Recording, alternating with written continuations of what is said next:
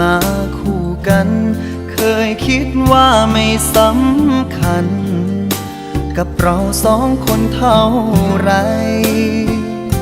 แต่มันก็แปลกทั้งที่อยู่กันห่างไกลเคยลองคิดดูบ้างไหมทำไมจึงมา